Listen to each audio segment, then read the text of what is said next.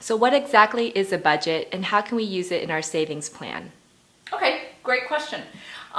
Let's first, what is a budget? At its most basic level, we just need to figure out where things are coming in from, where your money is coming in from, and what it's going out to. So rent, utilities, food, entertainment expenses, etc., etc. The budget is just an idea of where things, how your money is moving through your life, okay? So what most folks will have you set up and do is get an elaborate spreadsheet, and we actually have a free budget worksheet available on missmentor.com if you want to do this. But you would take the worksheet and take a look at, say, your income. Okay, so your income, let's just use a simple number to play with. We're going to use $30,000 for your annual salary. And that's going to translate, let's say that you have to pay, what, 15% in taxes. So you're going to have to take out $4,500. So $4,500 for taxes.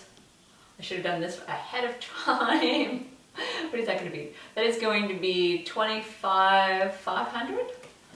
Yes, let's hope so. Okay, so $25,500. What we're going to do is for your budget, since $25,500 is perilously close to $24,000, we're just going to use $24,000 to work with as a basic number. So after tax dollars, we're just going to work with $24,000, and that translates to $2,000 a month.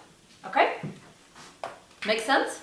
So what your budget, old school budget, would be is they'd say, all right, you have $2,000 to spend after taxes.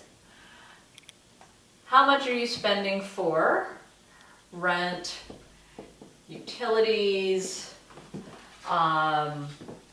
entertainment,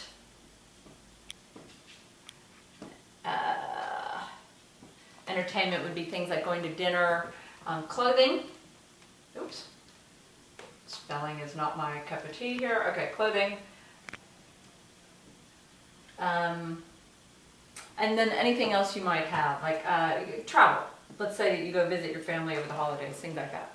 So you might have some broad categories, and you'd figure out what categories meant something to you, and you'd track them in a spreadsheet, which would look something like this, right? And on a monthly basis, you might say your rent, let's say your rent is $600, you have a roommate, and you live in a reasonably priced city. For those of you guys in San Francisco and New York, I'm sure you're laughing at that number. But let's say, you know, you take a look and call this January, February, and on out. And you just fill in all of the numbers that are going to be appropriate for you. Now, we only have 5 categories here, but already this has taken longer than you probably wanted to spend on your budget, right? How many of us actually want to spend time tracking this stuff? And what happens when, let's say you put $100 in here for clothing, $100 every month, but in February you have to go buy a new suit because you're going to an interview and you need to get some jazzy new suit, and that suit costs $400. Okay, so that breaks your clothing budget. In this case, you would be over by $300. So you either have to take out your clothing budget for the next 3 months and put $0 in there, or you end up, and this is what happens for most folks, you end up ignoring the fact that you are over in this month and you keep your $100 clothing budget, at which point you have a $300 deficit total that you keep carrying forward.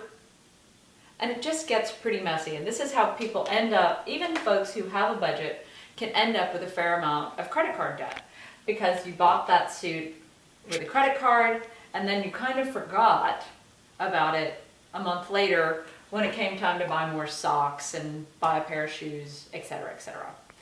Okay, so this is the old school form of budgeting. There's nothing wrong with it. It's perfectly respectable and reasonable.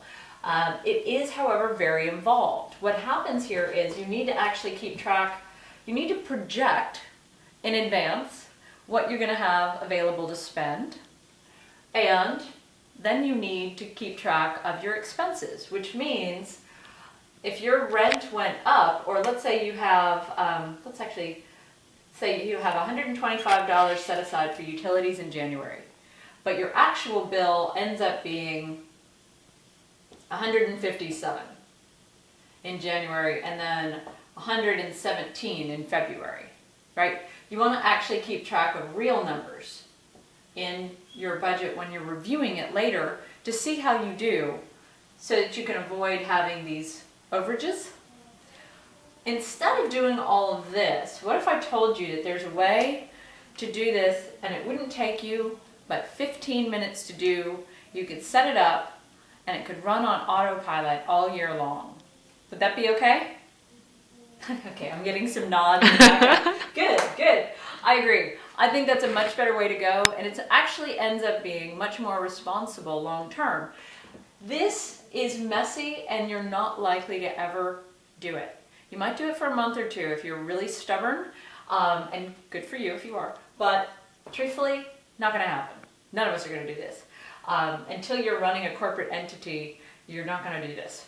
So we're gonna hit pause for just a second so I can wipe off the board, and then we're gonna come back and I'll show you how to do all of your budgeting in less than 15 minutes a year. Okay.